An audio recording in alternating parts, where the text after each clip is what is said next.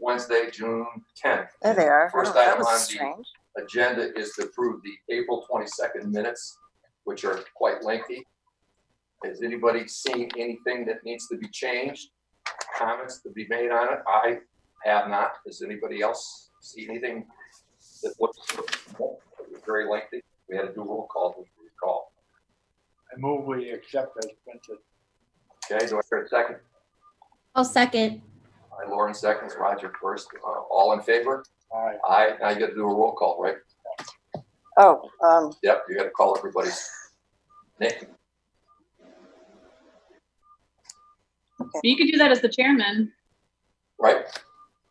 I didn't hear you. You could call everyone's name as the chairman. you want me to do it? Go I ahead. can do it. Yeah, she's going to take the minutes. So. I just got to write the names down. Right.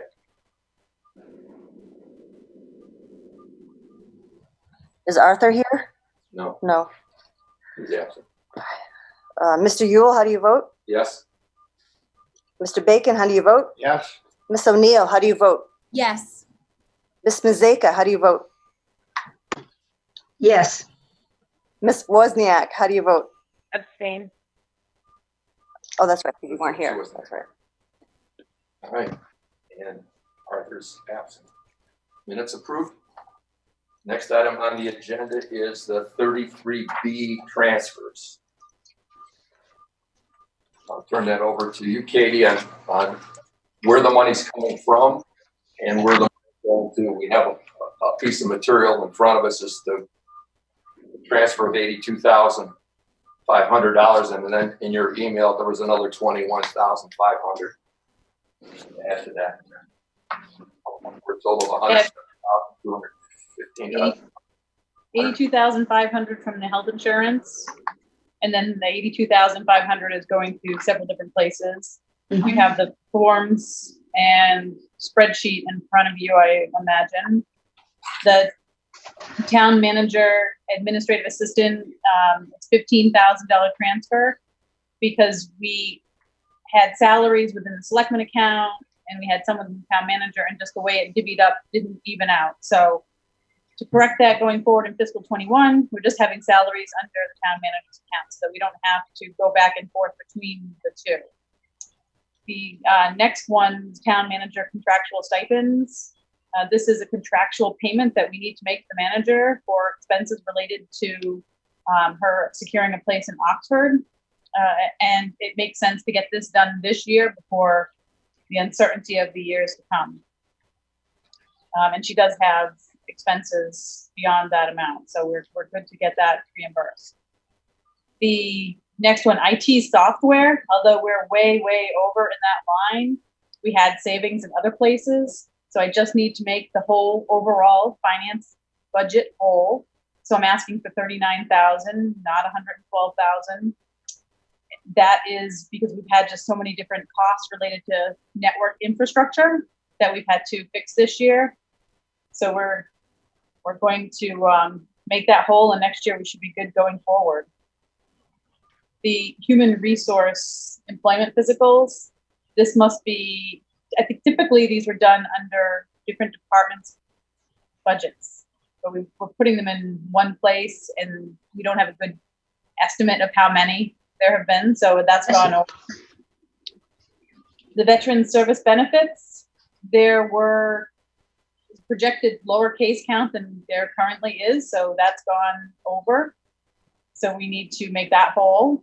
We have some savings in the salary line for the agent himself, so that's why we don't need the whole amount. The OCC Director of Community Programs, there's a vacation payout for our retired director.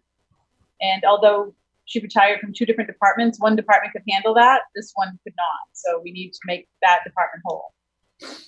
And then the Veterans Day celebrations, we put on a great celebration for Veterans Day this year, and we need to make that overall celebration account whole. So those are the transfers, and they were approved last night by the selectmen. Great. That's the transfer of $82,000. Can you explain to us where that the retirement insurance group account, where that stands, and why you were able to make that transfer out of that account?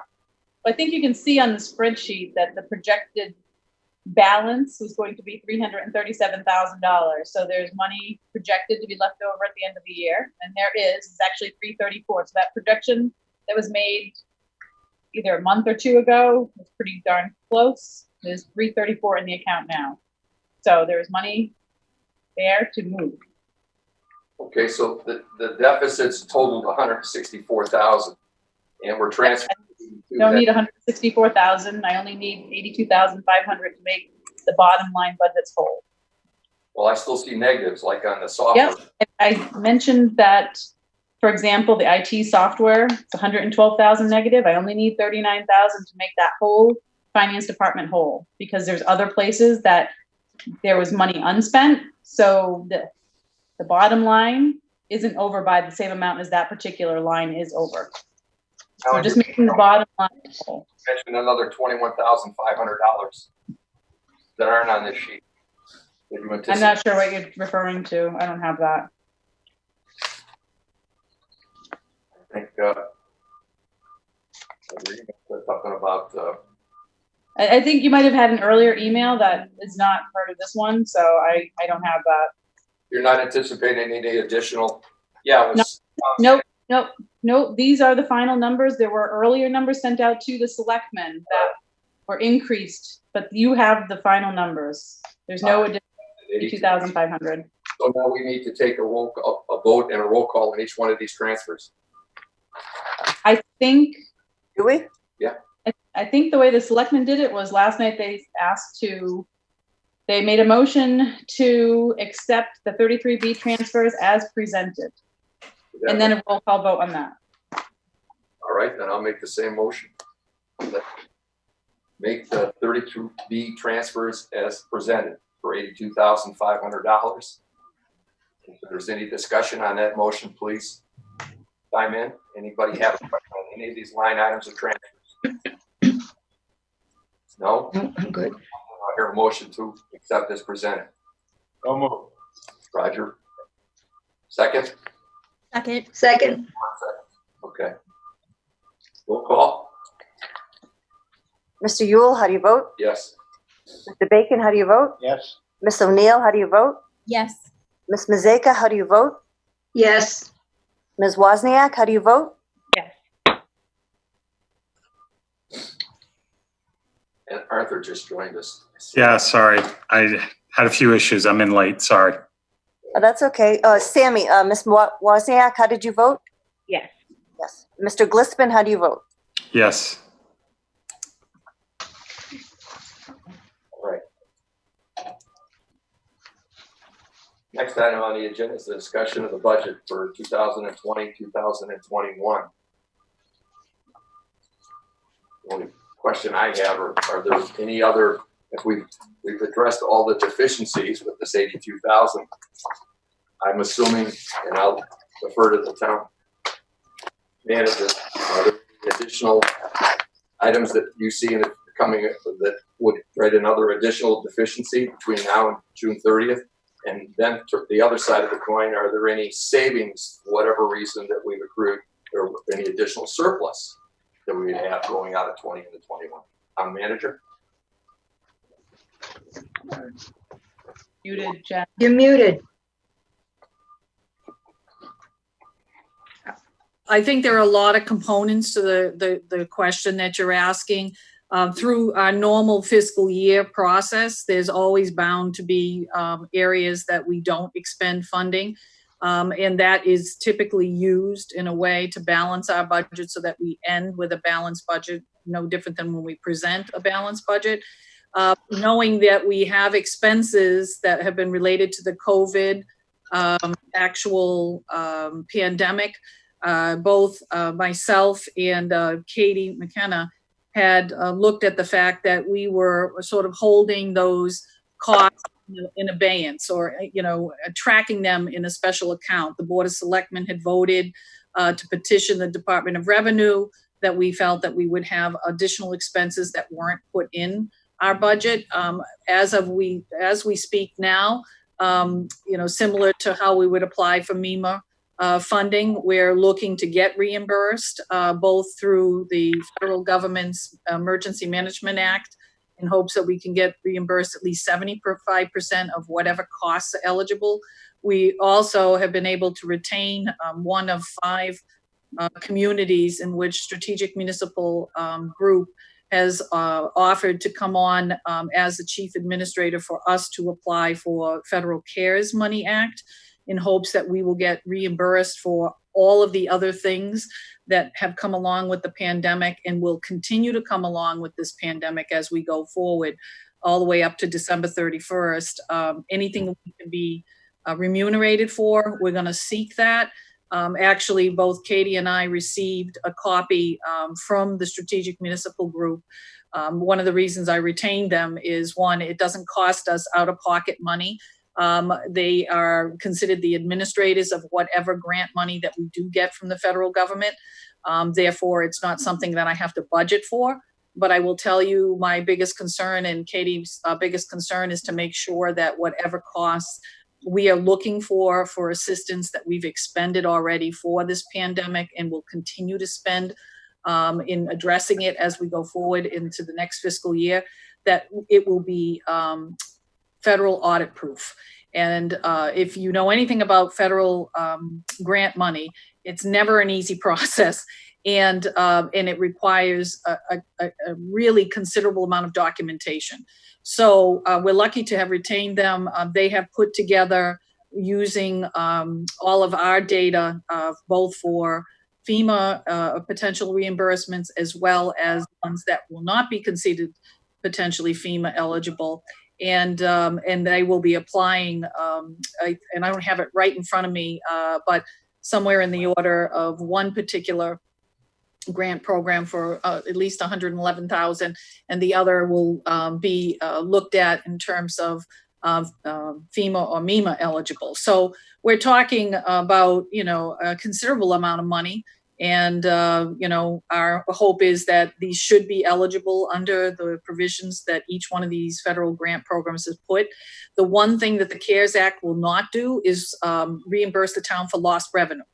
So if there's lost revenue, they are not going to necessarily at this point in time help a community, any communities across the nation. There is a $3 trillion potential piece of legislation in the federal government branches right now that also would target communities for revenue loss, but that has yet to pass. So it really is accurately keeping track of whatever expenses we have and then trying to actually get reimbursed for that. So I hope that whatever we can go after, whatever nickel or dime I can go after, we'll go after that. But knowing that even the state hasn't set its budget, knowing that there are revenue losses that no one has completely put their finger upon, except that the great financial and fiscal analysts for both state and federal government are acknowledging that there's unprecedented loss in overall collections and revenues. And hence, that's why we're later on going to be talking about the budget. But in general, those are the places where we anticipated, and rightfully so, and have accurately been able to see it come in. The invoice is related to everything from sanitizing to public health contracted nurses to increased contracts, services for our Board of Health agent. I mean, the list goes on and on and on. So yes, there are expenses we've made and incurred. There are some that I will seek reimbursement with our finance director. We were very close to making our submissions for both of those grant programs. Hopefully they'll be timely. Hopefully they'll be approved. If you've been keeping track of any of this, they have been given us very short time periods to turn around information. And we wanted to be first in the gate, because if anybody knows anything about grant programs that have been uniquely authorized for specific events, once the funding goes in the first round, it means a lot less is usually available for communities. Even once they start to put their numbers together for what they need. So I figured that it was best to get our foot in the door as quickly as possible. So we have been working very hard on all of those fronts to address any what are already unexpected expenditures that we didn't put in our budget. And hopefully, my goal is to be completely whole at the end of this. But that is still something that's completely uncertain at this time. What are the two amounts? The one was the 101,000. What was the other amount on the grant? Second. I have to go over there to look at it. If you can hold on. I wasn't prepared to talk about that, but hold on. I'm looking at the revised budget for 2020. I see on chapter 70, there's a reduction of, which is chapter 70, school education, of $577,695 on unrestricted general government aid, aka the lottery. There's a reduction of revenue anticipated of $497,839. And on local estimated receipts, there's a reduction of only $51,500. They total $1,127,084 in projected revenue for fiscal 2021, or less than what we had discussed originally.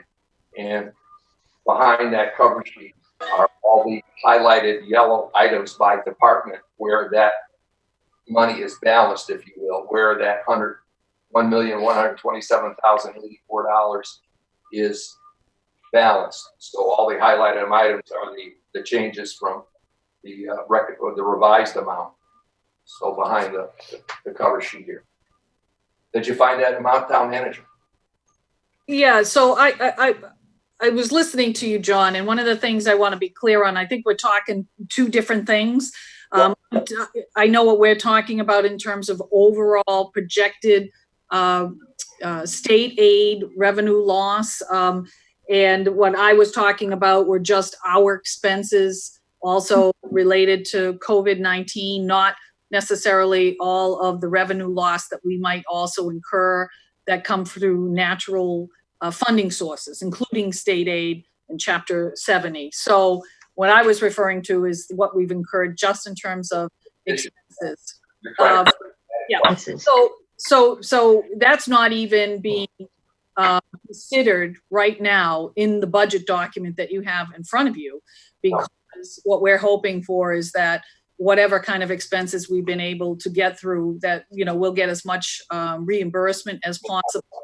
But having said that, it doesn't mean that our budget, which we've had to revise because of the forecast that the state has already been putting out for warning losses, and that's what we'll get into for the overall projected decreases in state aid and Chapter 70. So what I was referring to was, an amount through CARES reimbursement that we were seeking for at least $111,000, and FEMA reimbursement that we would be looking for is potentially at least $133,000. So that gives you an idea of where our costs have been and where they're going to continue to be in the next couple months. We anticipate too that once we put in this round for CARES Act, that there will be more expenses and we will be applying again for whatever positions we've had to create to address the ongoing issues related to COVID-19. So right now you're at like 244,000 between the two, and you're anticipating further Yes. for the direct cost of COVID-19. Yes, I mean, we have even more that we feel are eligible, but we would only get 75% of that. So that's where that 133, we've actually have at least 178 for FEMA eligible reimbursements. And same thing with the CARES Act is like trying to pick up whatever the FEMA people won't pick up. But again, I'll be sharing, we haven't even submitted that. This is going to be, and it's not really on the agenda, but I just wanted to let you know that we are pursuing money to try to make us whole with regards to those expenses. But the overall talking about the revisions to the budget are put in the context for overall loss in funding sources that are normal, that we've already predicted, whether it's our local receipts or whether it's the state funding. Big funding. That's separate from My next question is, you mentioned that you're putting like 75%, and that 25% on these direct expenses, you're comfortable in that somewhere in the realm of things, you're going to be able to absorb that in the budget context going into 2021? Well, I think that's one of the reasons why we're doing what we're doing, with a revised budget, is we don't know. We don't know what will actually be the bottom line. And so the financially or fiscally prudent position to take is to be even more severe in our projections, because nobody has a real true reading on this. I don't care if it's the Mass Taxpayers Foundation or the Senate Chairman of Ways and Means. What they are talking about are predicted losses in collections and revenues, and they have been putting the word out by their presentations, both formally in written form and also in verbal presentation form, that communities should be anticipating a loss overall in revenue that the state normally would be able to do for our communities and would have been predicted by their normal consensus revenue factor that came out by the governor in January. That was all predicated on collections and anticipated collections of revenue. And those have fallen off quite severely for the state. Actually, what they came out with in April, the Mass Taxpayers Foundation had estimated that the losses for the state would be in the area of over $4 billion.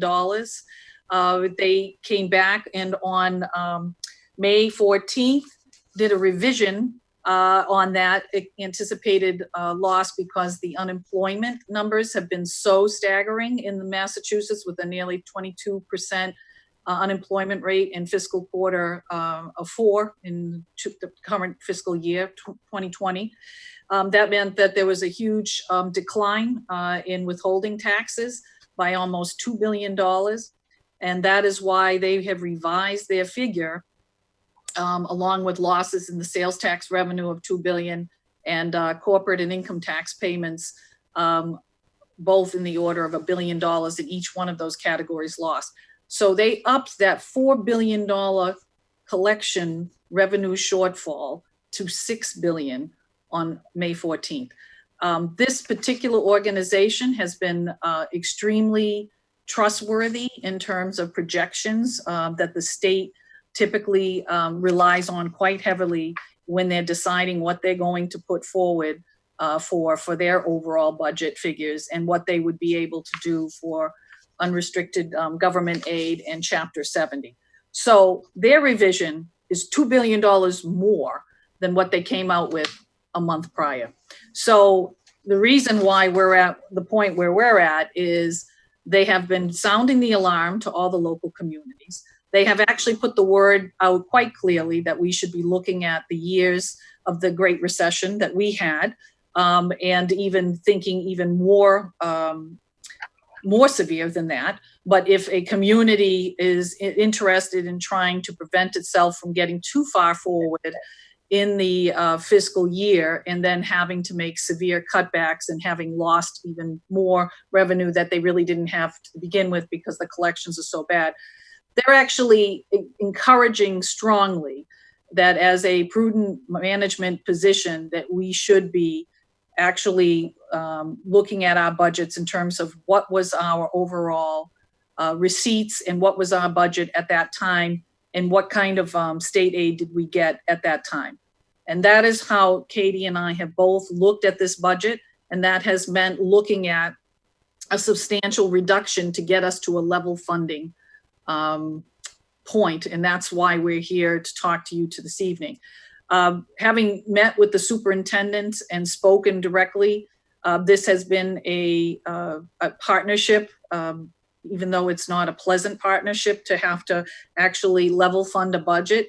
It's a budget that is being revised because of the fact that we're very cognizant of all of these financial forecasts.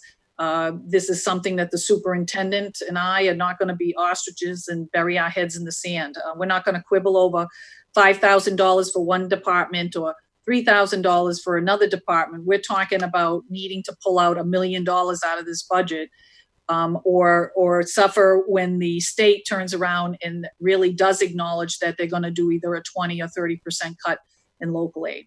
We're not alone. Many other communities are doing this and revising their original balanced budget. I was very proud of that budget. I thought the Finance Committee did a wonderful job working in partnership to allow us to make prudent investments in certain areas that are strategic to the town. Some of those strategic areas will continue, and they'll continue because they have direct relationship to coming out of this pandemic, whereas there are other areas that may have suffered, in this revised budget, because we know that the pandemic has, in a very realistic way, changed the entire prospect of a certain department being able to execute their functions, and we don't see that coming back right around the corner. So it's something. There were a lot of things that were taken into consideration on trying to reduce this budget, but even the regional school district has just informed the town that they are taking out money from their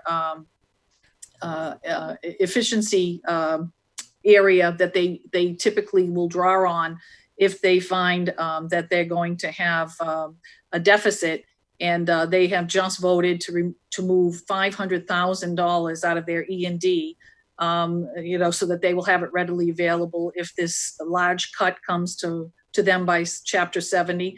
And they've also moved and created a new reimbursement fund for their regional transportation, and to the tune of $425,000. So that is trying to hold our community not responsible for a huge assessment increase that we did not even incorporate into our budget. So I appreciate the regional school district trying to hold the original projected assessments for our town harmless if there's a large decrease. But even then, that doesn't necessarily mean that 900 plus thousand that they're going to have to hopefully tap into is going to prevent us from having to have an increase in their assessment. So all of these things are fluid. I'm talking about people who are very adept at creating projected forecasts, and sometimes getting that message too late in a fiscal year can be absolutely devastating, and also can be very damaging, because then you're making decisions that might not be in the best interest of the community as a whole. Our goal, Katie, and you can chime in any point in time here. I mean, my goal in looking at this was to try to increase our overall capacity to handle a major shortfall in funding. And if people don't understand that piece of it, when we start talking about what that would mean by a 20 or 30% cut in our unrestricted government aid, along with a 5% reduction in Chapter 70, that is why I'm producing a revised budget of $1 million out of it, because we need to be prepared for those types of reductions and not be caught, behind the 8 ball of not being able to provide even basic services, because we were optimistic and overly optimistic and hopeful that these massive cuts weren't going to come in. I mean, we have people at this moment trying to encourage the state to go out and borrow money to try to not make these massive cuts to cities and towns. Do I think that's going to happen? No. Do I think that there will be pretty reductions? Here's a pup. Yes, I do think that will happen. So that is why we're doing what we're doing in this revised budget. Even though the board has voted for a balanced budget that was presented formally, I don't think it is necessarily needed to go over every single item. You had already voted on that balanced budget, but I do think it's prudent to inform the Finance Committee that there would be, changes that are going to be not only recommended, but would be made in motions, so that we would have a balanced budget that is level funded and that is actually adhering to the recommendations that are coming out from state leaders, financial experts, and the current realities of what we're faced with on a day-to-day basis. I have a question. Seeing the revised budget for the first time tonight, I can't offer an opinion at this point myself. I don't know how anybody else feels, considering the I have a question. DJ. When we did the budget, the one that we approved before any revisions, that was a level service budget. Am I correct? Correct. It was that budget. I recall that it was described as level service. I don't think we described Now it we're that talking, way. what? I'm sorry. I don't think we described it that way because there were definitely increases in some services. Okay, maybe it was the school department budget, then that was level service. That could be. Okay. Okay, now, and I guess what I'm thinking is, if we go to level funded, does it mean a reduction in services like in the school department and things like that?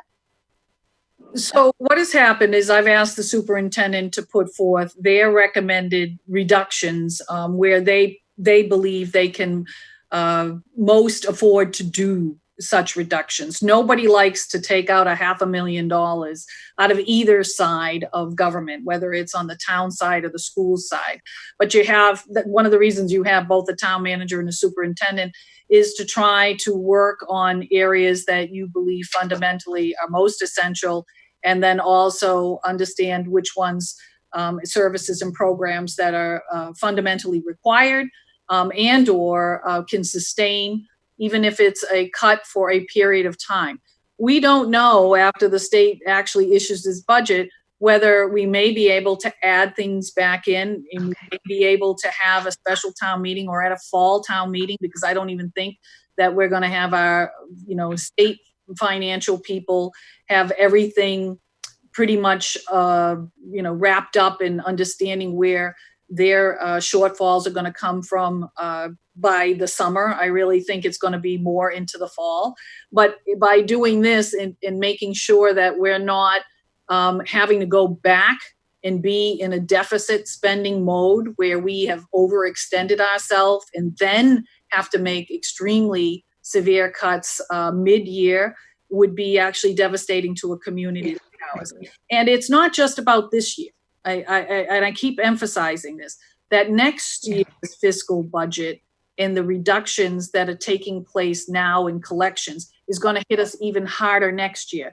So if we don't build our capacity to be able to withstand that and maybe more successive years like the Great Recession for shortfall, and they have already said that if you look at the 2 years where the losses were for the worst part of the last recession, and you look at where we already have reduced collections at the state level, they already have said in 1 year, it's eclipsing the losses of the 2 years total that occurred during the recession. So we're not talking small money, and we're not talking about money that's only going to be impacted this year. It'll be actually even more severely impacted next year. And that's why if Katie and I had really in-depth discussions about trying to create capacity, and that capacity is important. And and that's why we have to build that cushion in. It's not just a matter of making shavings here and there. And the superintendent understands that too. So their recommendations are, ones in which they feel they can prudently, attempt to make that will still allow them to move forward with their programming. Remember that they don't even know what the requirements are going to be for them when they open. We're talking about maybe radical changes in the way we transport students, which means if they can't cover that and our Chapter 70 is reduced by 5%, they may need to come back to us, the town, and figure out how do we make up that shortfall, especially if a busing contract, goes up more than 50 or 100%, or some of these other ideas that are being talked about by officials in the Department of Elementary and Secondary Education.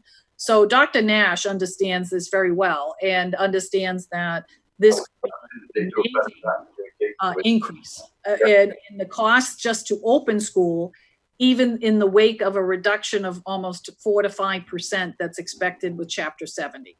Well, to that point, town manager, I would say, I would recommend, and I don't want to micromanage anybody, that they do a better job of communicating with parents of these students, because a few neighbors that surround me, and one with a challenged child, have voiced concerns about putting their children on a bus for an extra half hour to 45 minutes. They're already talking about driving their children to school. I think they may be surprised that they're canvassing early on before they start entering into contracts to see how many parents are going to entertain a bus ride with an extra half hour to 45 minutes of the child going to and from school and sitting next to another child, no matter what the social distancing is, as opposed to driving or making arrangements to have their children driven to school, because that's what I'm hearing in my neighborhood.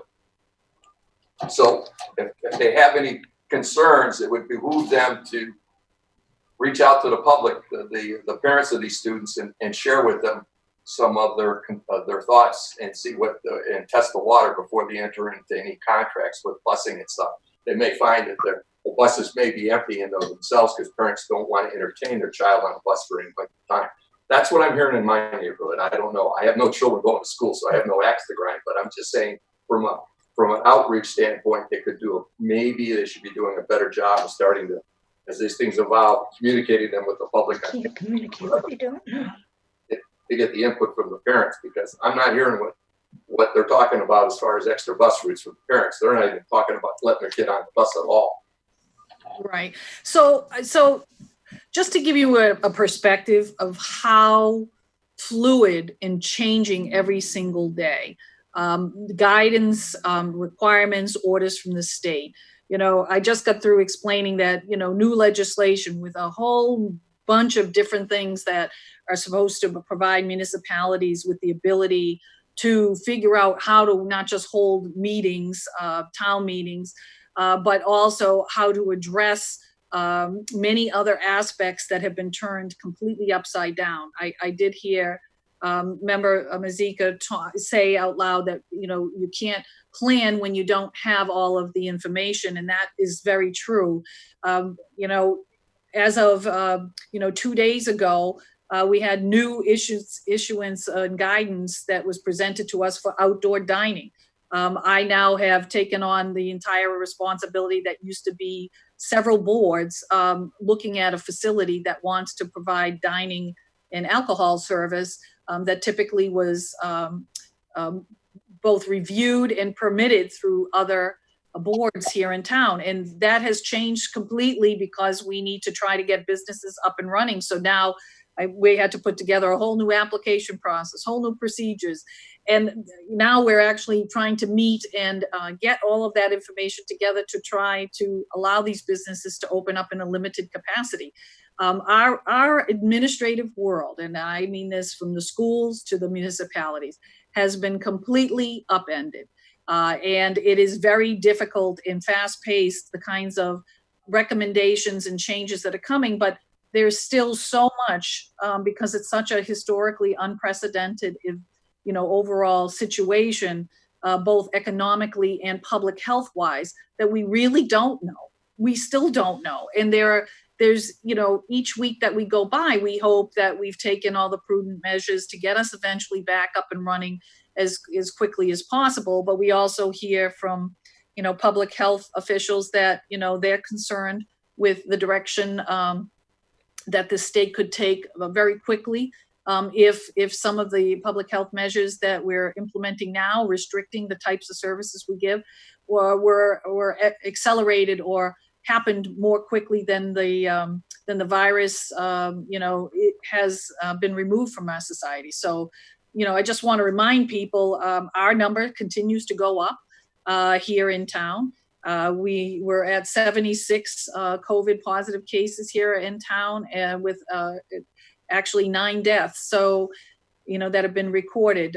So, we're still, in a phase where none of us know. And there are many things that have happened that have been requiring us to take on all kinds of new roles. I wish I had a crystal ball to say, this is what, we can expect over the next couple months, and everyone is going to have very defined positions and responsibilities, and that certainly hasn't happened with this particular pandemic and the state that we all find ourselves in.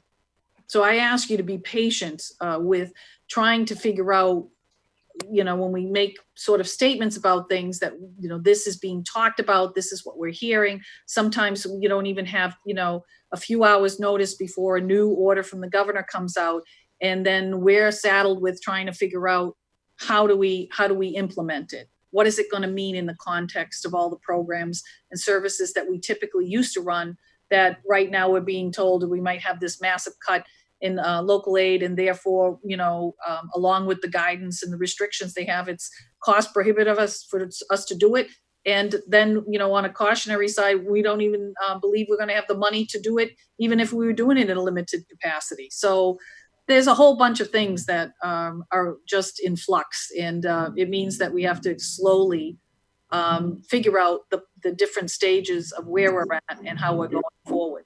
But the one piece that we can't do is if we don't pass a budget, we would be forced to go to a 1/12 budget. And Katie, through the recommendations of the Department of Revenue, that even though we're planning on having our town meeting on June the 25th, a Thursday evening, that if something else were to happen, that prevented us from being able to pass that budget by June 30th, that we did have to develop a 1/12 budget. And Katie, but again, we've been handed with these decisions of what we have to do very acutely. And we've put together the information and documents that the Department of Revenue is recommending that we do.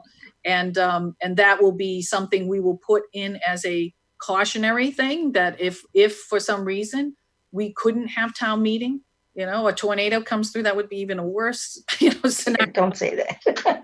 I'm just saying, on top of a bad scenario, but there is an awful lot of unrest in the country, and we don't know from week to week how the pandemic will work, or any number of other things that could just be something that happens that prevents us from doing that. So we have also devised a 1/12 budget, which is something that we really don't want to do, because it really restricts us from being able to do, regular operations, and it goes to the most essential core things that we have to provide.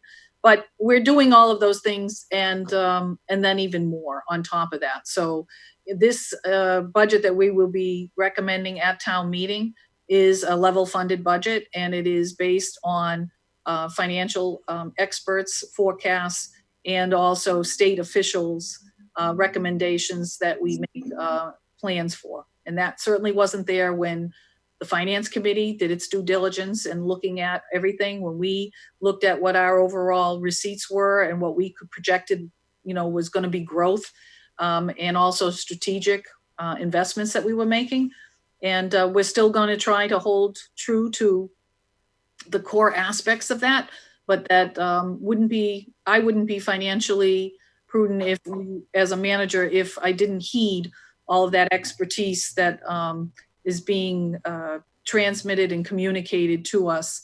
And nobody likes doing it, but it's got to be something that at this point in time, I think is going to be in the best interest of the town. And that's what I have to look at, is the best collective interest of the overall town, and not necessarily all the small discrete aspects that sometimes we pay a lot of attention to, and other times we have to say that if it's not part of our core services and mission, that we may have to actually forego it until we are very certain that the revenues are there and that we can afford that. So as a finance committee, town manager, I'll throw it out to you. How do we proceed with this, seeing this for the first time tonight? Well, I mean, there's a couple different things. I mean, you can approve the budget that we did before the pandemic, which I don't think necessarily, and I would recommend against that, and I would recommend against that on town meeting floor. I think that we're hoping we have an expedited town meeting. The whole point of all of these relief measures that the legislature and the governor are providing us is so that we can get in, execute the business, which is to pass a budget, and to pass a budget that will allow us to begin our operations in the fiscal year. And that is why even the warrant we withheld, because they were recommending that we only do financial related articles. And so we're still going to heed those kinds of advice. And I'll be making that recommendation to the Board of Selectmen, since they are the ones who determine the final warrant. They're pretty cognizant of the need to be able to have an expediently organized town meeting where people will come in and understand that we're there to do business and try to get through the warrant as expediently as possible. So I would make the recommendation that we, talk a little bit, and Katie, you can talk about what was the thought process behind how we developed this budget and where it actually brings us, in relation to what the Rose recommendations are. And then, I certainly can address some of the areas where, I know that are taking the harder hits, and the reason and the rationale why we did some of that. And again, having met with some departments that have much larger budgets than others, those department heads, understood that there were potential areas that they would need to make adjustments. And, I think looking at this again, it's trying to be prepared for the worst and hope for the best.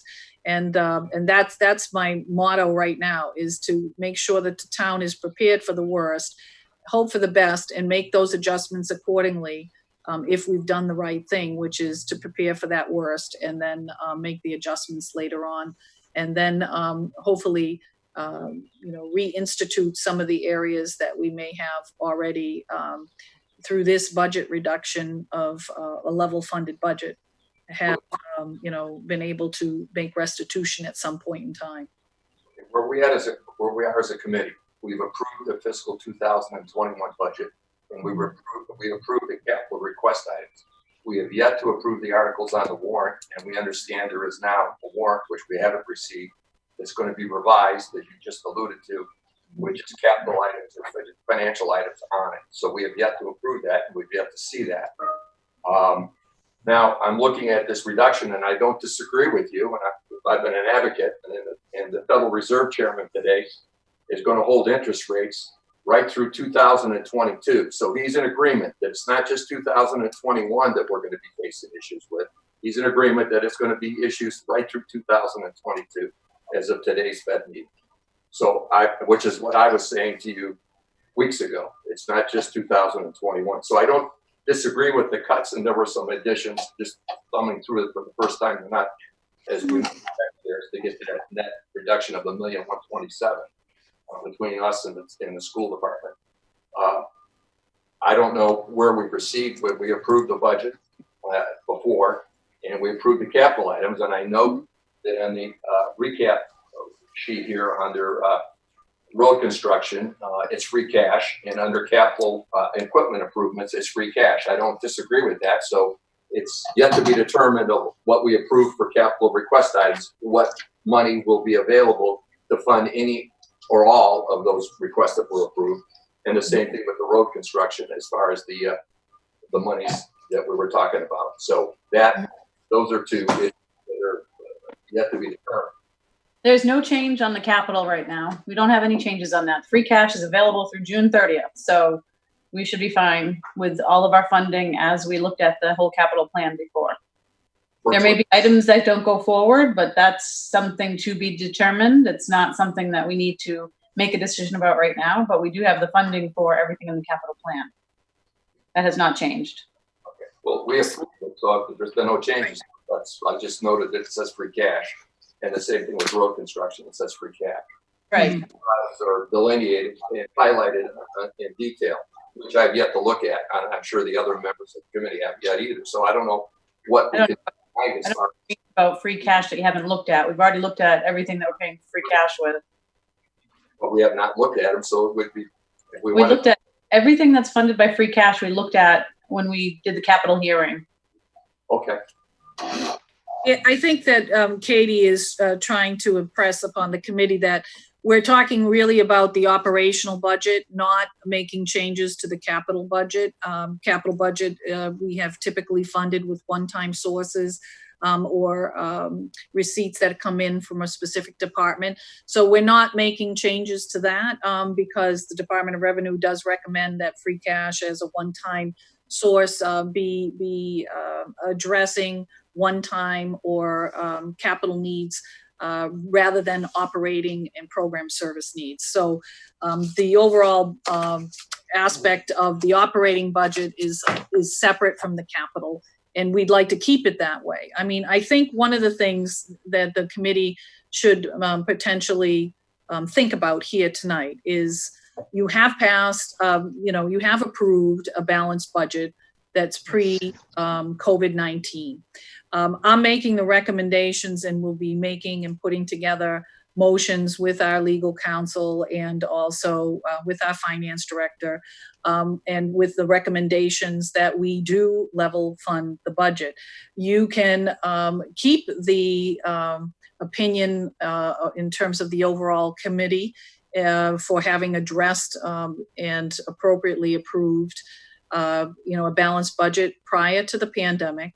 And that now we recognize that we need to make those changes, and those changes can be made by motions on town meeting floor that are voted by the town, because regardless of what the finance committee or the board of selectmen or any department head individually thinks, it's the town meeting members that get to decide, the final version of the budget.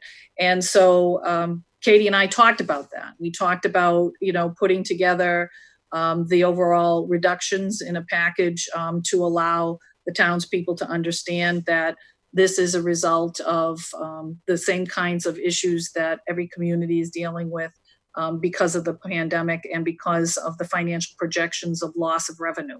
I think the townspeople will understand that clearly, especially the townspeople who have lost jobs, have been furloughed. And I think they also are anticipating that there will be changes to this budget. So, the recommendations can be voted on at town meeting alone with the advocacy that we have put forward to make those changes to level fund a budget. I think Katie thought it was prudent to appear before the committee, and I did too, with the understanding that I recommend a budget to you that's balanced. This budget prior to the pandemic was balanced, and it is balanced after the revisions or the reductions of level funding it. So either way, it is going to be a balanced budget. It's just a matter of what happens with that overall capacity that we're building in. Either that capacity will save the community when the state turns around and if they actually do the reductions that they're talking about, it allows us to not be unbalanced midway through the year. It means that we're actually taking proactively the steps that we're being advised to do so that we don't get caught behind the eight ball and find out that, partway through the year, none of this funding that we thought was going to help us balance the budget that you approved, that the budget you approved balanced wise before the pandemic results started to appear will become non-balanced because we will not have that funding that we predicted based on a consensus revenue factor that the legislature thought it could predict based on its collections history. And that's all we have to go by are those kinds of things. But I wouldn't be doing my job to assist the town in understanding what we are predicting. And that prediction is pretty much that we need to make a level funded budget so that we can address the shortfalls that we're anticipating in what is normal funding assistance that comes to this town that is being predicted that it is not going to be there. And I don't think us as a committee would be doing our job if we didn't review these and have a meeting, schedule a meeting before town meeting to review all these things when everybody's had the time to adjust your cuts that you're proposing and the increases that you're proposing to get to the net million Certainly, I would appreciate the committee's approval to do that. I mean, I'm glad that we have the ability, technology-wise, and I'm glad that in some ways the measures that we've been taking to address this pandemic are letting us have the ability to think clearly about the direction of our finances, because Lord knows that, this could be a completely different story right now if we weren't as, I think, prudent in the public health guidance and protective measures we've put in place. And I don't mean just for our town, I mean for the Commonwealth itself. So I think that, if the committee really would like to digest some of that, come back with, their overall approval. I think we do have time that allows us to do that. But I do think that one of the things that I would hope is that the kinds of questions that individually somebody might have, certainly there's different thought that has gone into why certain reductions are made. And I don't anticipate that people will agree with everything, but they have to understand too that for some of the areas where major reductions took place, those department heads acknowledged that it's not a pleasant experience, but they also are realistic and not self-centered enough about their own priorities that they feel that it's something that they may be able to do, and this would be the best option for them to do those kinds of reductions. And so, those were some of the things that we had to consider. And then there are other departments that actually don't even have current leadership, but are very important to the town. And we're going to have to make sure that we figure out how to address those going forward. So, there's been a lot of analysis that's gone into everything from unemployment estimates for people that may not be coming back, or positions I'd rather say it's not people, but positions that may not be there on July 1st. Could some of those positions be reinstated if we really, see a total radical shift than all the predictions that everybody's making? Sure. But I think we can't get lost in the fact that those kinds of predictions are there. Those experts have forecast that, and it's up to us to figure out the best way, not only to have a balanced budget after suffering what is considered to be some of the worst reductions anticipated, beyond that last great back-to-back recession. We have to make sure that we don't find ourselves in, on the receiving end of having not taken those prudent steps. So that's why I thought it was important to present this to the committee.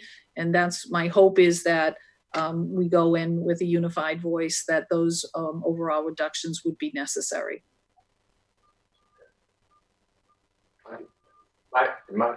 My opinion as chair is that we have a meeting again, maybe next week before town meeting, when everyone's had time to digest this.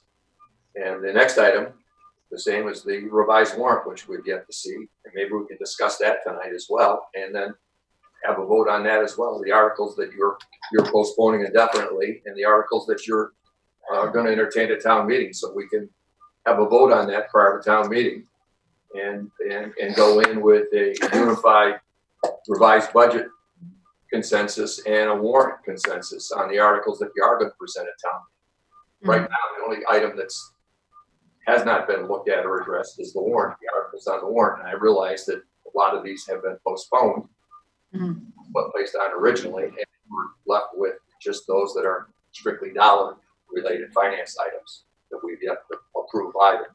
Mm-hmm.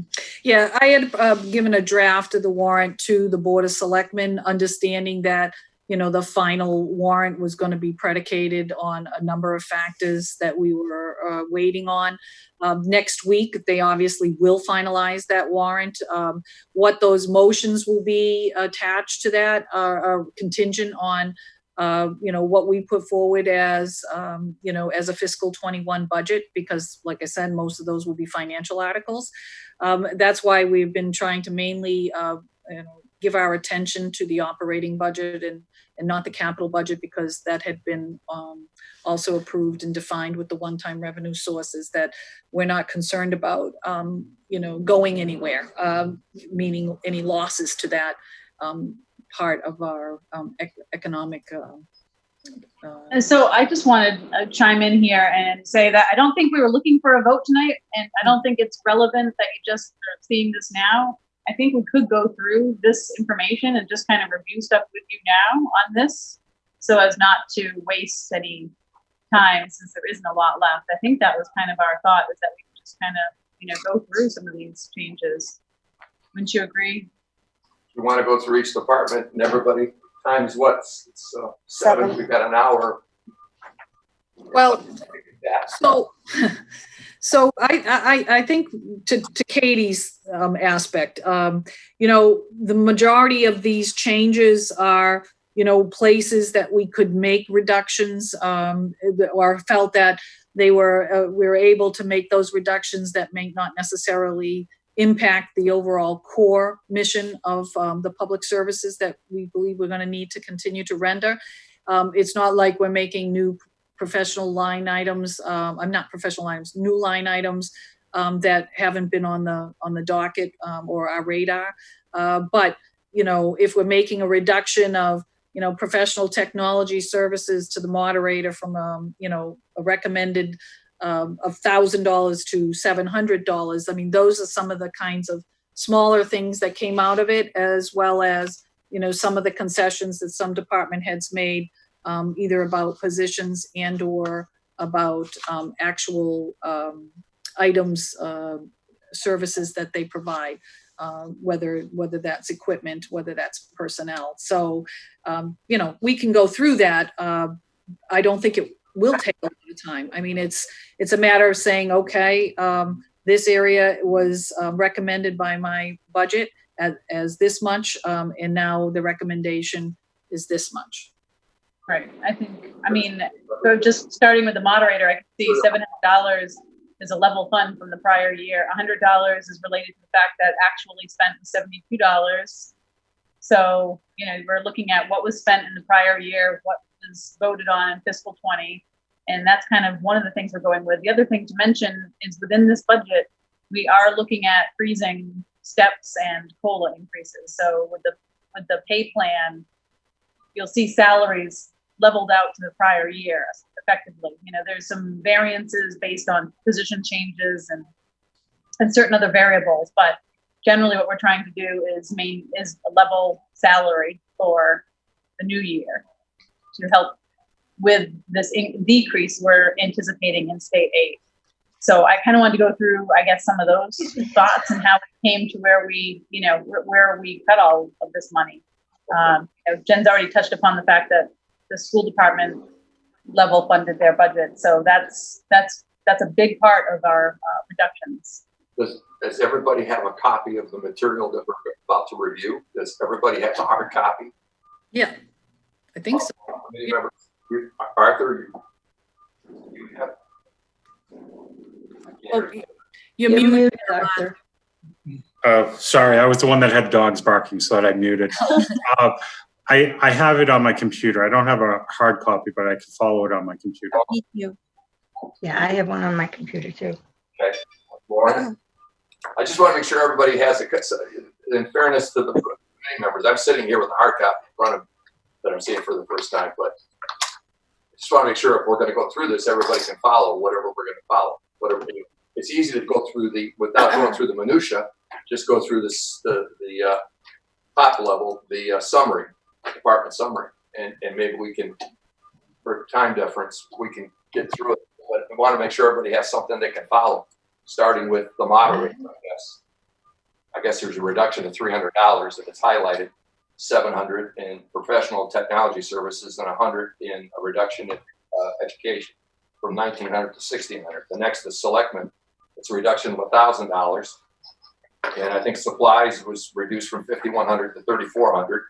Travel was reduced from $5,895 to $3,500. Education and dues was reduced from $3,300 to $550. And accommodations was reduced from 1,500 to 5 for the net reduction of $1,000. So, I mean, Katie, you want to go, is there something here that?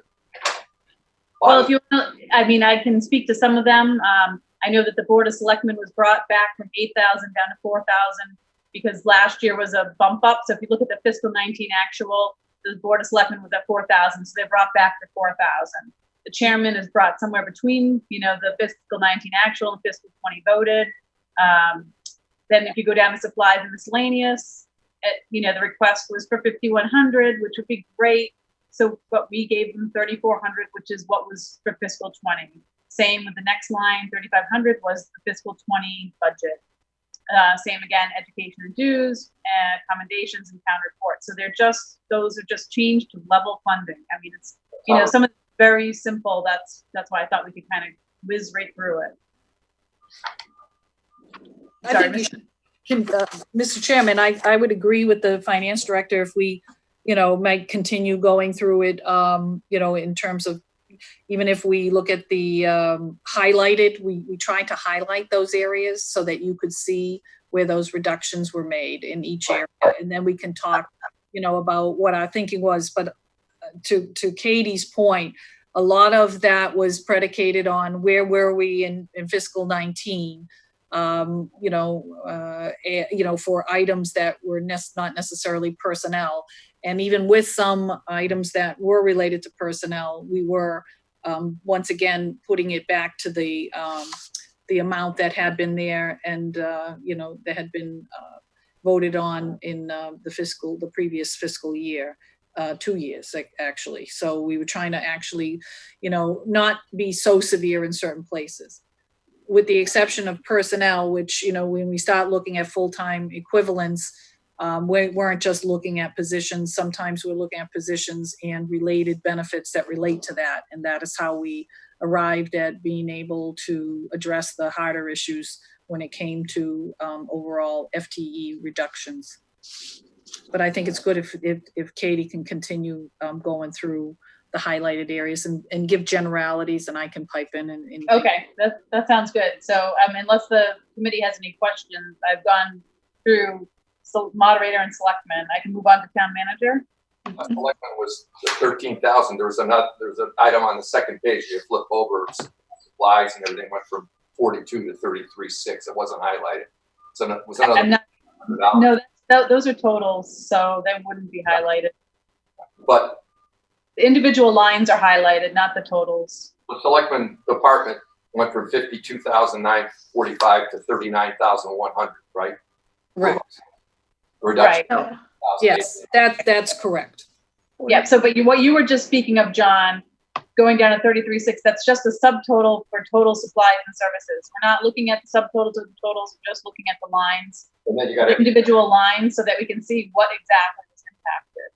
So, if you're good with selectmen, if we look at town manager, the town manager, she's reduced the salary back to the prior year, which was a fiscal 20 voted. It's the same, you know, level funded salary. And same with the assistant town manager.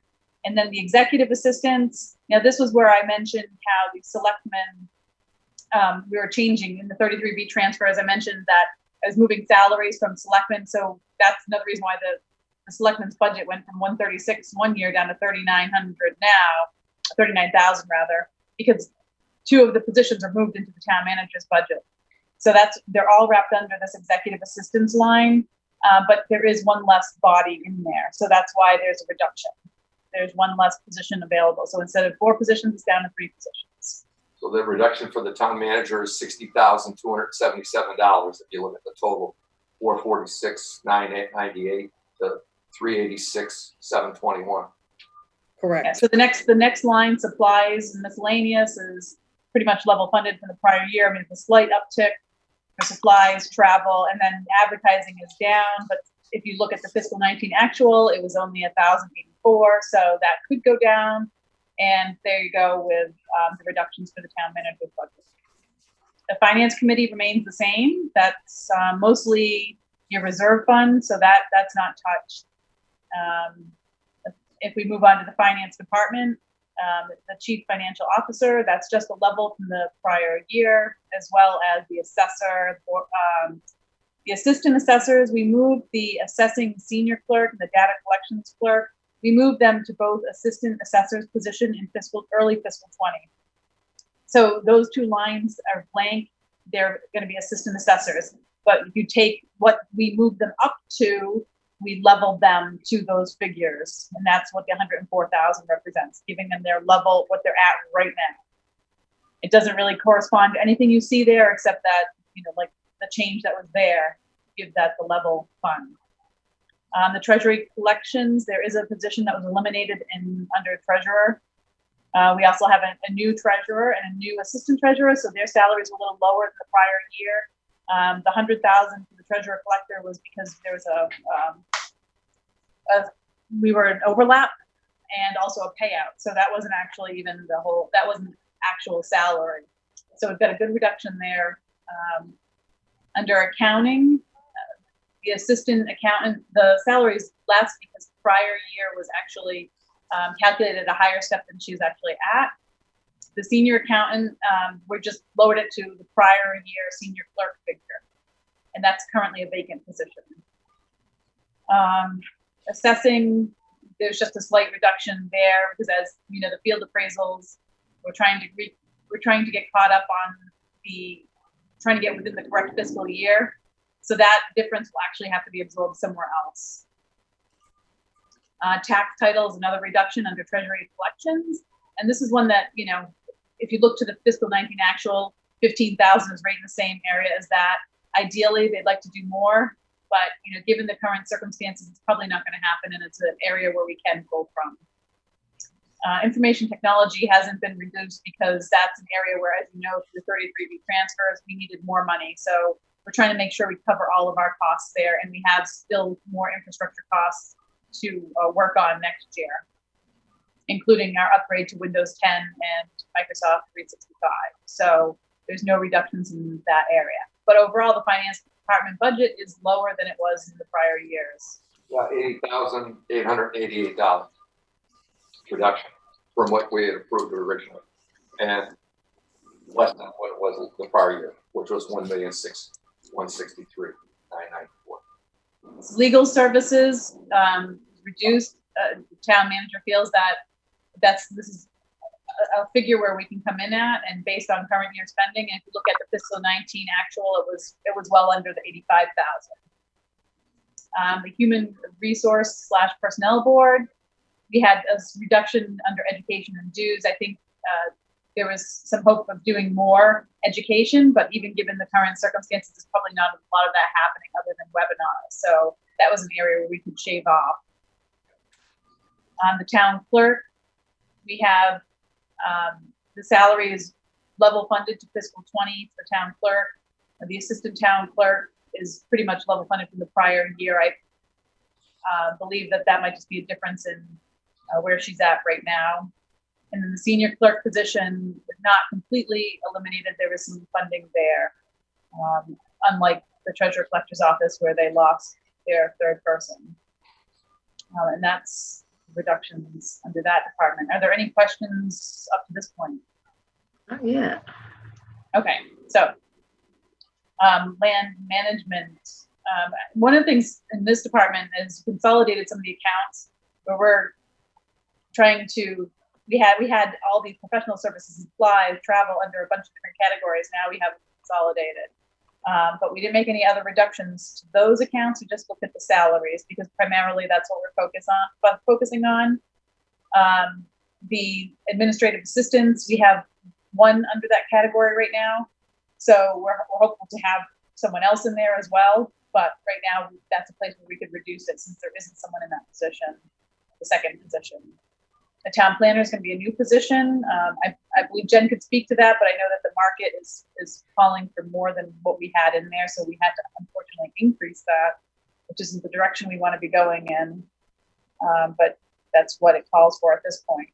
The planning Can I also just add that we are going to need tremendous assistance for the economic recovery aspects for businesses and especially small businesses that have been hit. And so this is not just a planner, it is a planning and economic development director. And we have gone through the full hiring process thus far with the planning board. It has been something that has been very much wanted and as part of our strategic plan and the overall master plan for its implementation. So it's not something we're going to take our eyes off of.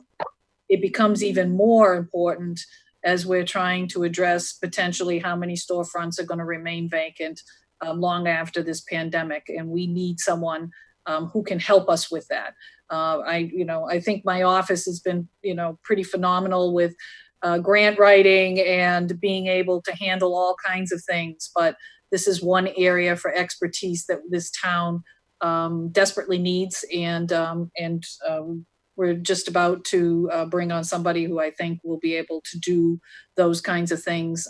And the Department for Planning and Economic Development should really have a true professional in that position to be able to work with the planning board and the town manager's office to assure that we continue with a vibrant downtown and overall business friendly community, and hopefully providing support to business losses that have been occurring because of this pandemic.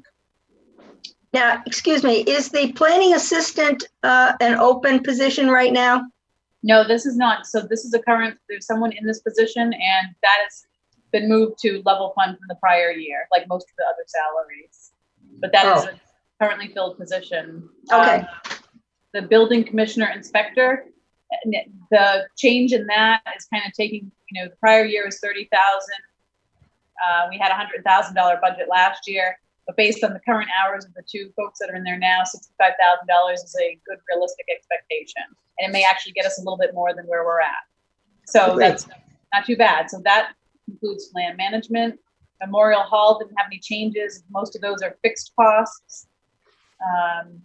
The police, what they gave up, and this was with the discussion the manager had with the police chief, is that he was willing to give up a cruiser, because most of his budget is going to be salary and their contractual salaries.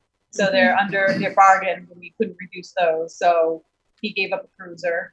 I think his fleet is pretty good right now. So he could skip a year on and just get one. Okay, thank you. Yep.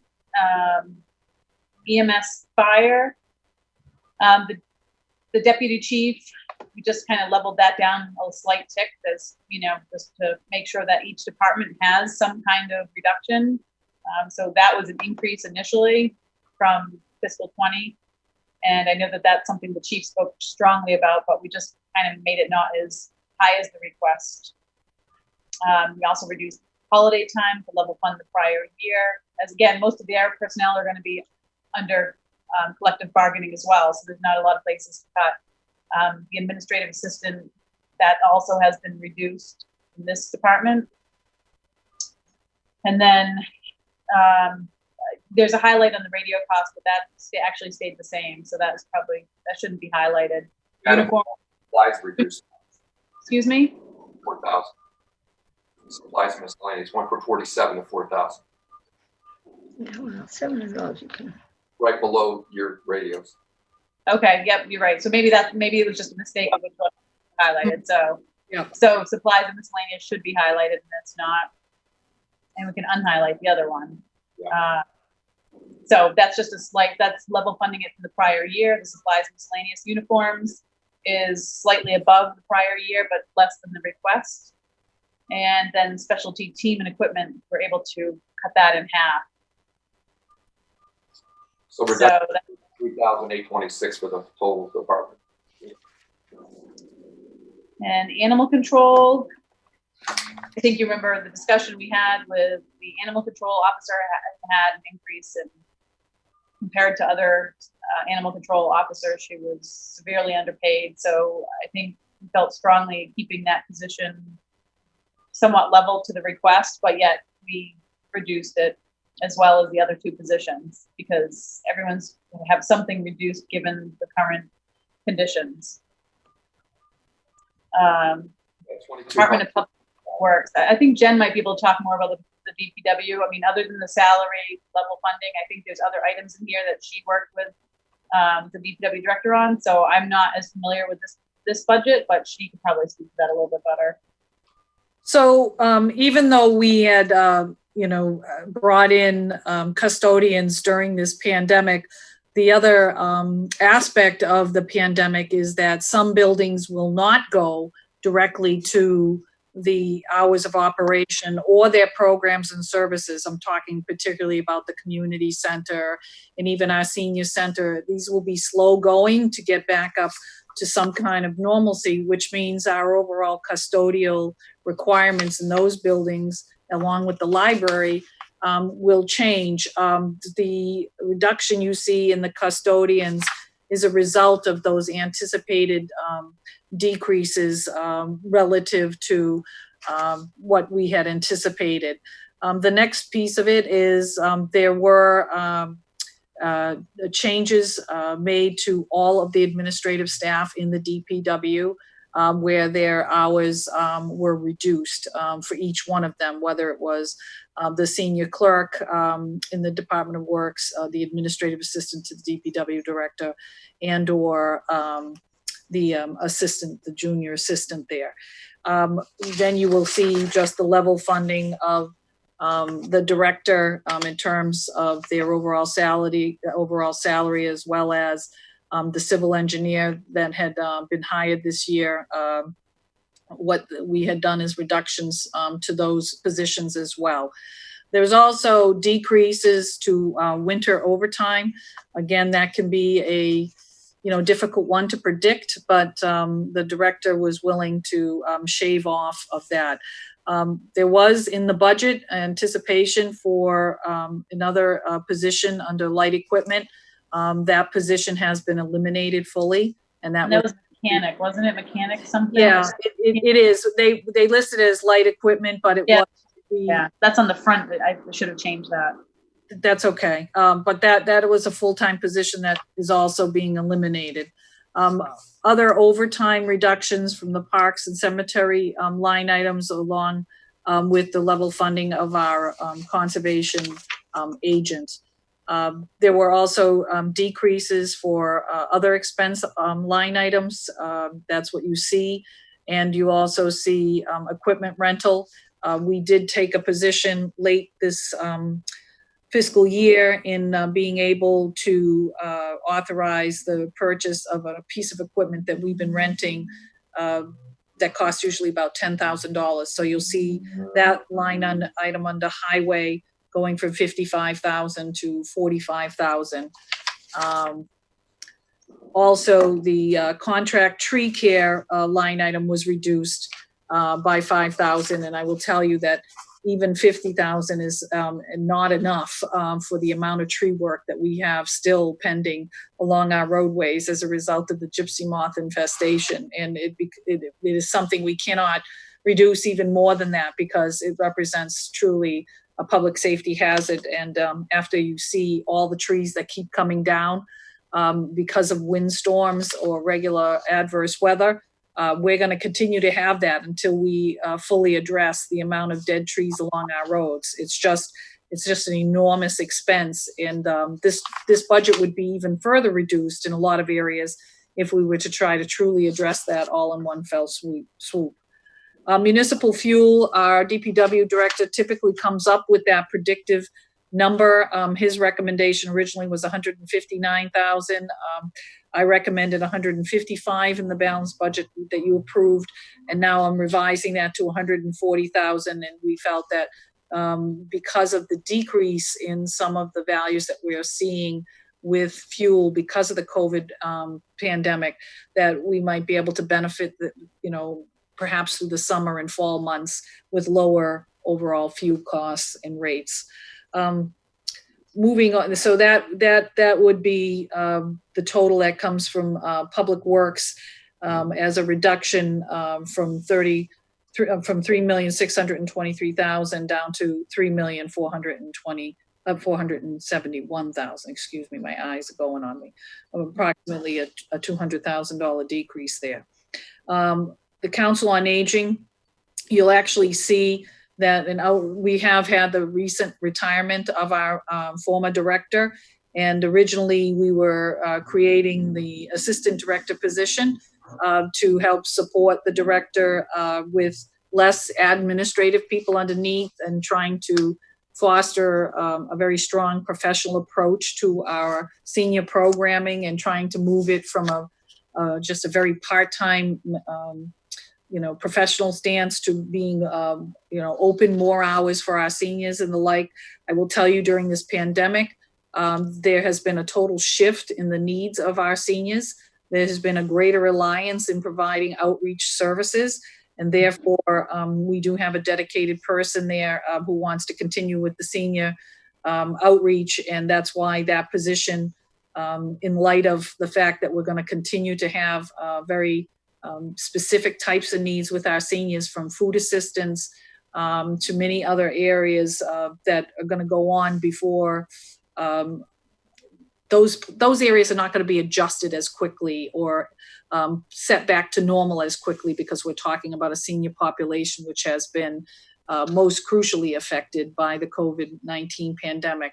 And therefore, our safety concerns and the way that we do programming and outreach is going to continue well beyond perhaps some of the other demographics that the town has to provide services to.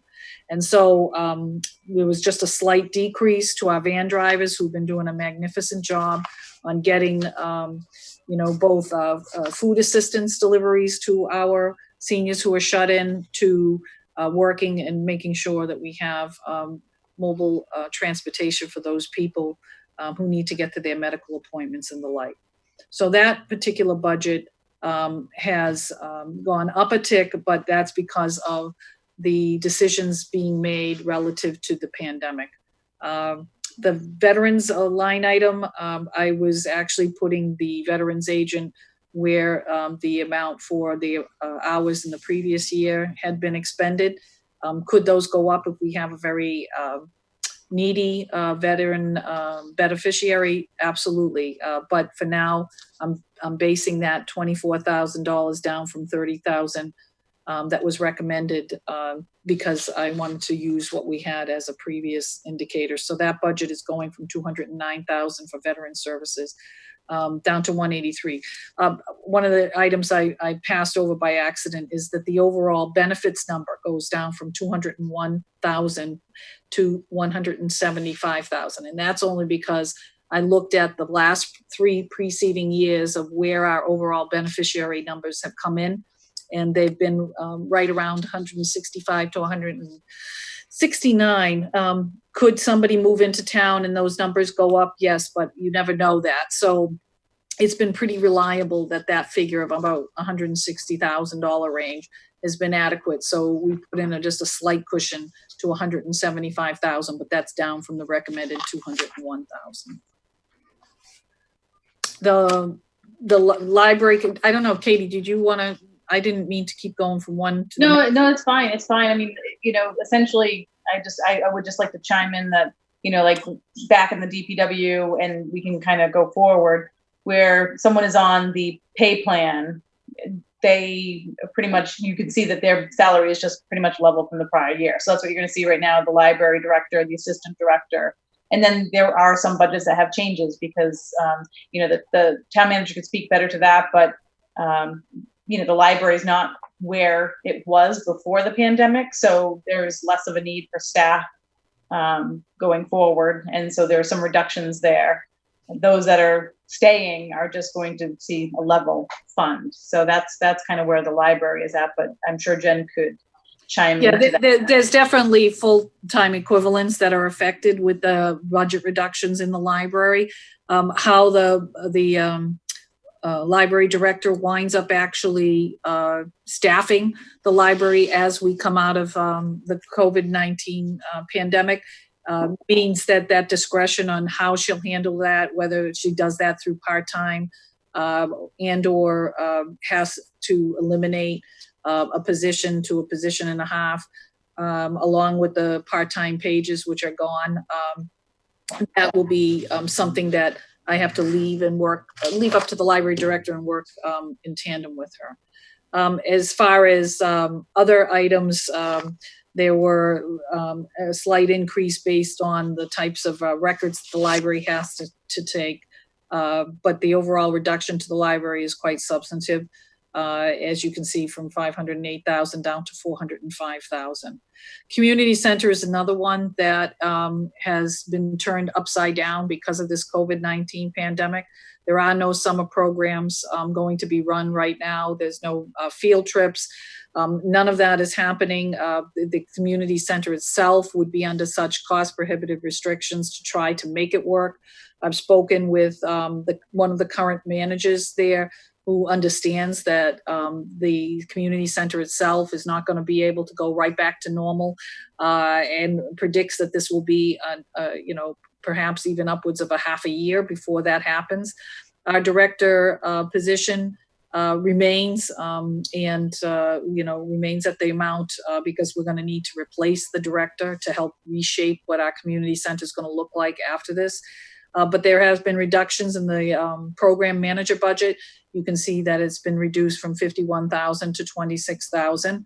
The part-time senior staff has been eliminated, and the part-time evening and seasonal staff line item has gone from 76,000 to 35,000. Again, that is predicated on our inability as a town to be able to execute the programs that were normally funded with a certain amount that we would not be able to do because of the restrictions and the requirements that we'd have to put into place. It now is cost prohibitive for us to do that. And in light of the fact that we need to level fund a budget, I can't just leave that and hope that we're going to be able to do something with it later on. So that was another budget area that took a substantial decrease.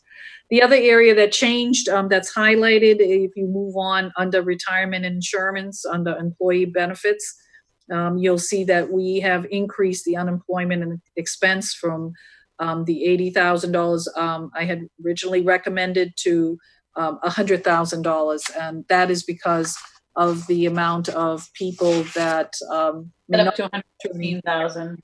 Well, what did you put it under? I'm sorry. 115,000. 115,000. I'm sorry. Yeah, because of the unemployment, the expected increases to unemployment. So Yes. yeah, that's I was 100. looking at the wrong version of my printout, and I apologize. And I think other than those things, then you would move on to the overall, reduction to the education budget, which is being reflected from going from 19,996,000 to 19,485,000, if I have the same correct version. But there's been an overall reduction there of the $500,000 that we were talking about. So those are the changes. I'm here to answer any other questions, but I think by having gone through it, you can see that some of this was just about trying to fund it the same way we funded it last year, and then there are other obviously changes to personnel and reductions made there, and decisions made also about equipment and services. So those are the areas that we have shaved off to produce that overall decrease, which I'm pretty sure that Katie had mentioned at the start, which was reducing our expenditures by $1,127,084. Any questions from the committee? Thoughts, comments? I just have one real quick question. So I know nothing in the capital budget is included in this because that's all set. Like the math curriculum that they were talking, that's a capital expenditure, correct? Right. Okay. It's a capital expenditure, but they may be able to find that in their budget this year with some of the cost savings they've had. Okay. So that one is kind of TBD, but only because if they've already procured it, we won't need to fund it at town meeting. Thank you. Everything's in flux. There's going to be savings on some items, and there's going to be increases on other items. So Correct. Literally everything is in flux. I mean, from one day to the next, it's, you say, you've said time and time again, you just saw this today. Well, I just saw this yesterday. I mean, we've been working on this.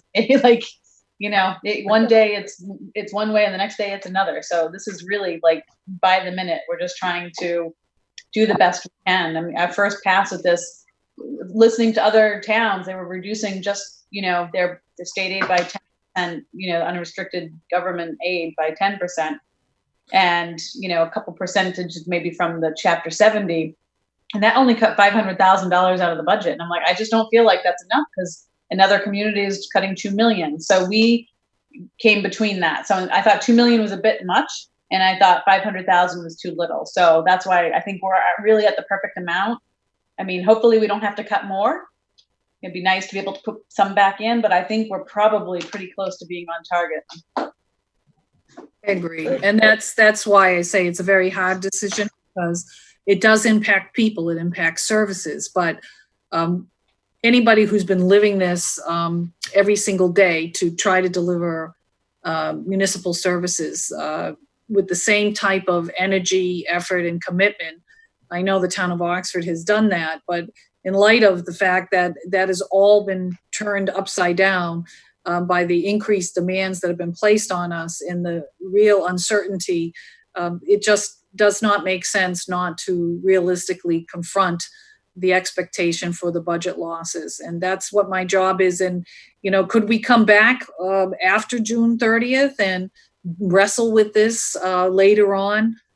Sure, but pretty much we're going to be wrestling with the same thing we're wrestling with right now. And I'd rather be able to provide us with as much advance notice and cushion in anticipation that those projections could be even far worse, not just for this year, but for next year. So that's the whole goal here, is being able to address both time periods in advance and try to make the right steps.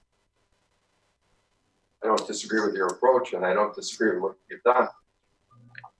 I'm hoping, that if there is a surplus on any of these items going into 2021, again, that's wishful thinking, that we don't spend money. Looking forward into 2022, that we may want to hang on or put that in stabilization or hang on to that money as opposed to adding people back if we can afford not to. I think. Sure. 21, just as I'm worried about 22 as I am 21. Sure. I don't disagree. When I talk about potentially putting a position back here or there, it really is about, ones that are truly essential to the mission of a department, or where we see those cuts have been so severe that we might, have to bring some particular personnel back in a reduced capacity, but something that is necessary. But all of that will be determined as we go forward. And that's why it was crucial also to try to maintain the leadership of these departments as best as possible and not to impact those, because the professional leadership, of course, provides the overall direction for a department. And oftentimes they have the most knowledge and expertise to keep an entire department going, whether it's in a clerk's office or whether it's in the treasurer collector's office. So you can imagine if we were eliminating those key positions, or you're eliminating a town manager's position, they're inextricably tied to the fundamental missions of those core areas of government service. And that is why, for me, oftentimes it's the lower administrative assistants or supportive personnel that unfortunately are still very important to our community, but has disproportionately been affected in this reduction of the overall budget that we've proposed. All right. We have on the agenda the town warrant. Do you want to, you say you're going, town manager, you're going to review that next week with the select? Yes, and as soon as that is maybe even in advance of the approval, I will supply you with that. I think part of what I think was really important was making sure that we didn't file that warrant at a time where it would have prohibited us or precluded us from being able to take advantage of some of the new legislative relief that has just come about. And so now that we have those fundamental pieces, we have our town meeting set for the 25th at 7 p.m. at the high school. We're working on the parameters to create a safe efficient environment to actually get the business of the town meeting done as expediently as possible, considering that we are still under restrictions relative to the pandemic and specific orders from the governor's office and our Board of Health. So that's going to be a town meeting unlike any other town meeting that anybody's been to, but we will address that, and that is something that's ongoing now. But the warrant will be finalized by the board by next Tuesday evening. I will provide you with a draft in advance of what will hopefully be an approved warrant, and that will be swiftly posted. And then obviously the Finance Committee will have that to review. So, having said that, we're still within the timeframes that are permissible, even under the municipal relief measures that have been provided for by the state. Well, the original, just for everybody's, I think everybody might have seen the original on revised town warrant with the articles. There weren't that many items that had dollar amounts with them. There was, I think the first one was the absentee fund for 50,000. And then there was unexpended funds for 47 for a game more. Stabilization fund to put in 250,000. OPED 55, which we've all talked about. Celebration stabilization, there was looking for another 15,000 to be added to celebration account. That exclusion, the 15 million we've all talked about, is on there. And I'm not seeing either on social media or in the paper any discussion about that. There are people I'm fearing that are going to go to the voting booth and not know what it is. I'm hoping that we promote it or talk about it or whatever, however you want to term it, so that people that do vote know what they're voting for or against. So that's 15 million. Cable access was 100,000. Question about funds and balance. And the middle school roof reversal for 3.3 million, which had to do with the Mass School Board authority. Revolving account for the Board of Health, fire inspectors, all those that have to be voted on, and then a solar farm agreement versus real estate tax versus that. Those are the items I picked out of the original warrant that had something to do with dollar amounts. Sure. Well, don't we just have to wait until the warrant is finalized by the selectmen and then meet next week, and then we have to go through it? We can't really go through a document that isn't in its final version. I would agree.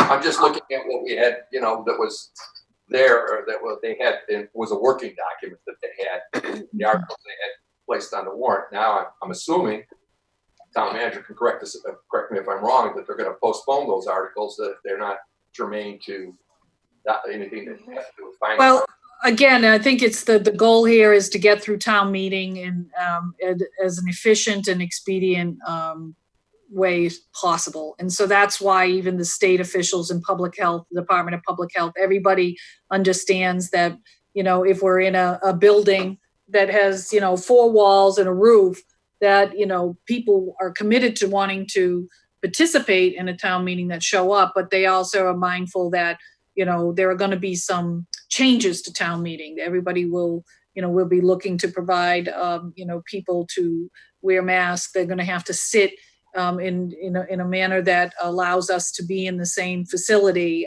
There's a whole number of things that we're going to put together in order to have this town meeting. So yes, we would be making some recommendations that we would deal mainly with the financial articles and anything that we could postpone to the fall town meeting. That would be my recommendation to the Board of Selectmen as well. So at the end of the day, they get to decide the warrant, in terms of a final vote. But I would hope they would take the sage advice in direction of, many public health professionals and state officials that we deal mainly with financial articles and try to get that business done so that we can continue as a community moving forward. Well, there aren't that many, as I said, currently that I'm aware of on the working draft. So it should be a short town meeting. Sure. And that might feel unusual to people, but that's what you got to do right now. And that's what's going to keep us moving forward. we'll always have the ability to go back and redress things and to put things and proposals forward at a different time period. But I think we have to remember we're still under a declared state of emergency, federal and state and local, by the way, because the Board of Selectmen had done that as well. So we can't lose sight of that. All right. Any old business that needs to be discussed? If not, any new business? Upcoming meeting dates, I'm assuming Tuesday, next Wednesday, the 17th, we should probably schedule a meeting just to review the town warrant after the selectmen approve it on Tuesday. And would we also want to, approve the revised budget at that time? Sure. I think we can take a vote then. This way, if there's any questions between tonight and next week that somebody may have on a specific line item they want to raise, they'll have ample time to do it. Okay. Just a quick question. If we do, when we meet next week, can we approve the budget as revised with one motion? We don't have to go through every single department again, do we? Town manager, I would hope I don't not. know. I would. Next week if we have to. No, I mean, I would say that, you would only be approving the changes. Changes made, as right? revised, So, right? so if there was a change to the bottom line of a department, yes, you can approve it that way. You could approve it as written and presented, but make sure that the documents in front of you reflect those changes. But, I think for your committee, it might be helpful just to say, that the revised, budget figure is what you're voting on. And that way, all the other ones remain the same and you don't have to retake that. But Okay. the departments in the bottom line item for totals is what I think you need to focus on wherever Okay. you're going to change. Thank you. No, I think that's wise. And I thank you for that question. And Mr. Chairman, if I may interject one last time, I do want to make myself available, even though I work extraordinary long hours. I'll make myself available by telephone, remote, or any other method that is important to you to get information back and forth. So if you have direct questions, I know Katie feels the same way. I mean, we're really committed to trying to do the right thing for this town and addressing the financial health and well-being, but it's one of many things that we're doing. But trust me when I tell you, if you have any kind of direct questions or something that's on your mind before we get into town meeting, I want to emphasize that I'm available and Katie's available to try to help address those. We're here to do that. Okay. Any other thoughts, comments on how we proceed going forward next week? We are all in agreement. We'll have a meeting to discuss the warrant as it's presented and go over the articles that we need to review and approve the revised budget. All right. Yeah. No other issues before the committee. Do I hear a motion to adjourn? So moved. So moved. Lauren, do I hear a second? Second. Roger seconds. Roll call. Roll call. Oh. Motion to adjourn. Mr. Yule, what do you vote? Yes. Mr. Bacon, what do you vote? Yes. Miss O'Neill, what do you vote? Yes. Miss Mazeka, what is your vote? Yes. Miss Wozniak, your vote, please? Yes. Mr. Glispin? Yes. Your dog Oh, too? and the dog too. Yeah. Yeah. They're all going crazy. Oh, well, thank you. Thank you for See you. Talk next All week. right. We'll see you next week. Bye, everybody.